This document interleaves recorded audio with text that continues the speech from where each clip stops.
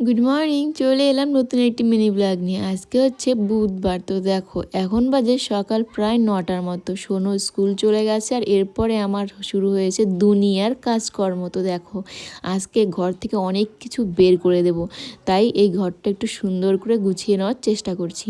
তো এদিকে দেখো এখানে সমস্ত জিনিস থাকে হচ্ছে সোনুর বই খাতা খেলনা টেলনা যা আছে।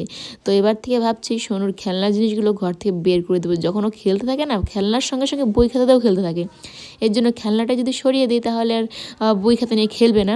এক পাশে তো বই খাতা রাখবো আর অন্য পাশে রাখতে হবে শীতের সমস্ত জিনিস। তো দেখো ওর দিকটা গুছিয়ে না হয়ে গেছে। এখন সমস্ত খেলনাগুলো বের করে দিলাম ঘর থেকে। এই খেলনাগুলোর জন্য এতদিন আমার মানে কি বলবো, ঘরের একদম অবস্থা একটু পরপরই খারাপ হয়ে যেত। তো দেখো সোনুর পুতুল টুতুল যা আছে সব এখন এই হচ্ছে ডয়ারটার মধ্যে রেখে দেবো। তাতে কী হবে, নোংরাও কম হবে আর হচ্ছে খেললে সোনু বারান্দাতে বসে থেকেও খেলতে পারবে, আর ঘরে কোনো মানে ঝামেলা হবে না আর কি। তো দেখো কত সুন্দর করে গুছিয়ে রাখলাম। আর এদিকে কিন্তু আমার হচ্ছে সেলাই মেশিনটাও বের করে দিয়েছি রান্নাঘর থেকে। এই মাঝে মধ্যেই মেশিনের সঙ্গে আমার পায়ে এমনভাবে ব্যথা লাগে মানে কি বলবো। তো আজকে সেটাকে বের করে আমি সত্যি শান্তি পেলাম অনেক। যদি সেলাই করি এখানে বসে থেকে করতে পারবো, এতদিন ঘরের মধ্যে করতে লাগতো। বারান্দাটা হয়ে অনেকটা সুবিধা হয়েছে, যেমন ঘর দুটো একটু ফাঁকা হয়েছে, কিন্তু কাজ কিন্তু অনেক গুণ বেড়ে গেছে। যেমন এখানটায় রোজ দিন মোছো, রোজ দিন ঝাড়ো, আর একটু পরে পরে কই থেকে যাতে নোংরা আসে ভগবান জানে। তো এখন আমি ঘরগুলোকে সুন্দর করে মুছে নিচ্ছি, কারণ ঘরটা ফাঁকা হয়ে এখন কত ভালো লাগছে সত্যি, সে কী বলবো।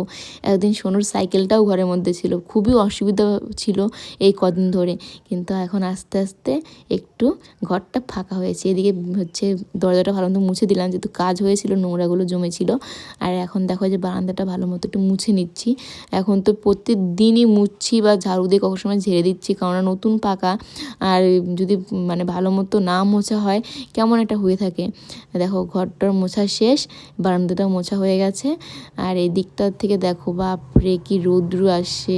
আর এদিকে আমার অবস্থা খুবই খারাপ, কারণ এখন আমি স্নান করি। আসলে সকালবেলা করে এতটা ঠান্ডা থাকে আর তখন স্নান করলে এতগুলো কাজ করা হতো না, কারণ স্কুলের টাইম হয়ে যেত সোনুর। এর জন্য কিন্তু তখন শুধু জামা কাপড় ছাড়িয়ে রান্নাঘরে ঢুকেছিলাম, রান্না করেছি, বাদবাকি কাজগুলো এখন করে স্নান টান করে এলাম। দেখো 12:30 বেজে পার হয়ে গেছে, আর একটু পরে সোনুও চলে আসবে। শ্যাম্পু করেছি মাথায়, একদম টাইম মতো আমার স্নান হয়ে গেছে। আর একটু দেরি হলেই কিন্তু সোনু এসে দেখতো যে আমি এখনও স্নানই করিনি। তো এই একটা শান্তি যে সোনু বাড়িতে আসার আগে আমাকে সমস্ত কাজ শেষ করতে হবে। তো চলো, এই ছিল আমার আজকের ছোট্ট মিনি ব্লগ। যদি তোমাদের ভালো লাগে তাহলে অবশ্যই এটা লাইক করে দিও, নতুন হলে চ্যানেলটি সাবস্ক্রাইব করে পাশে থেকো। দেখা হবে নতুন একটি ব্লগে। সবাই ভালো থেকে সুস্থ থেকো। আর তোমরা কে কে এই শীতে কী করছো অবশ্যই সেটা কমেন্ট করে জানাবে।